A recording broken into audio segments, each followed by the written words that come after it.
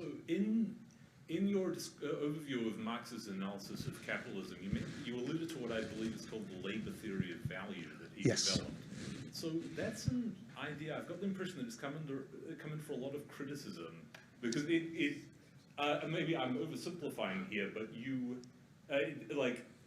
the idea is that goods have a certain value.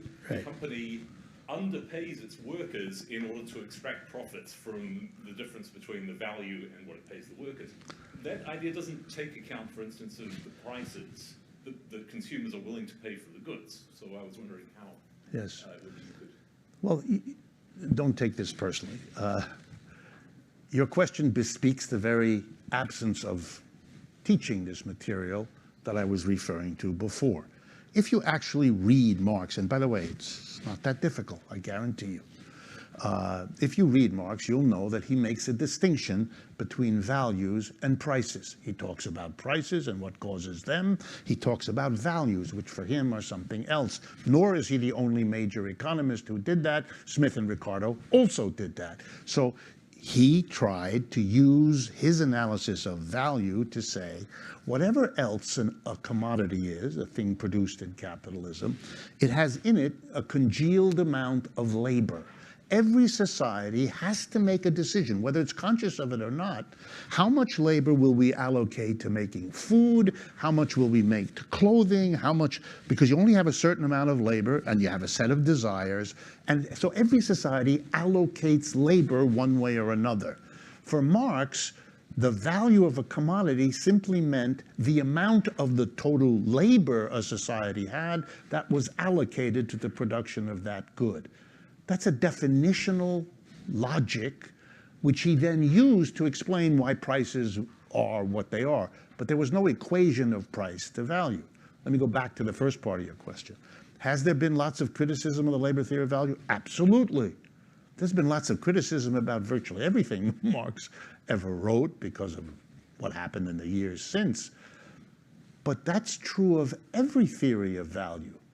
For example, the mainstream one that is taught in the United States has a different name. I don't know if you've heard of it. It's called the utility theory of value. Things are valuable because of the amount of utility they provide to the consumer. Try, please, to measure that. Please, come on. You're all smart folks.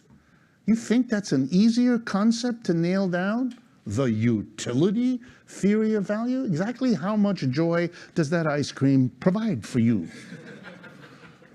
How much money are you willing to part with? Will that vary with the temperature outside? Will it vary with the amount of calories you're counting? What? Every economic theory begins with a set of basic hypotheses upon which it builds its system. Marx started with labor because for him that was the key variable to focus on.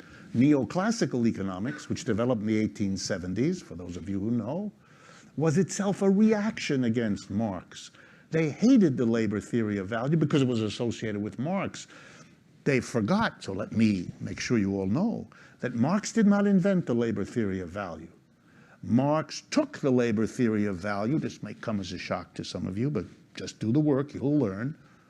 Adam Smith and David Ricardo, champions of capitalism. That's where the labor theory of value comes from. Marx thanks them profusely for it and then uses it to do things they never wanted to see done.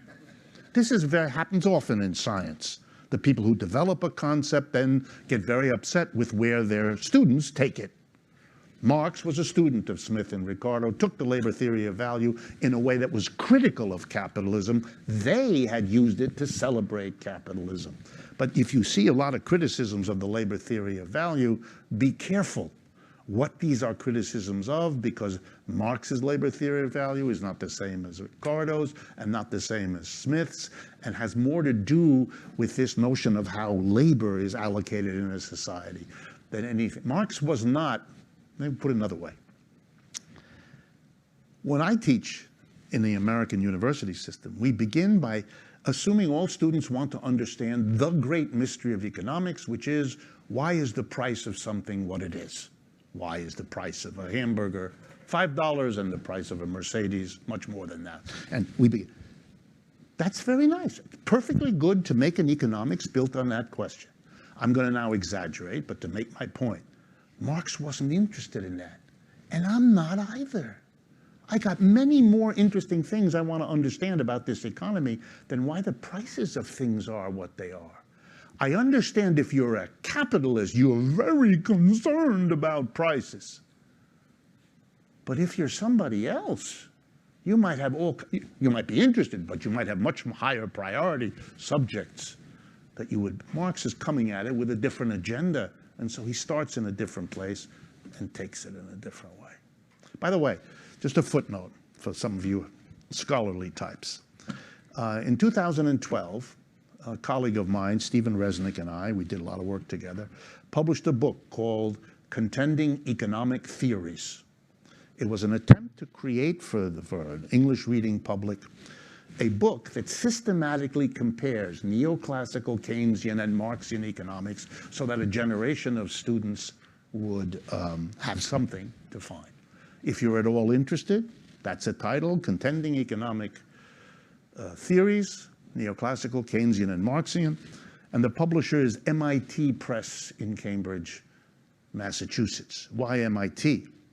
Because it is the home of the most prestigious tradition in economics. Paul Samuelson, Robert Solow, all kinds of people were there. And we wanted very much to introduce the profession through a publisher that they all respect to deal with an argument that most of them do not understand.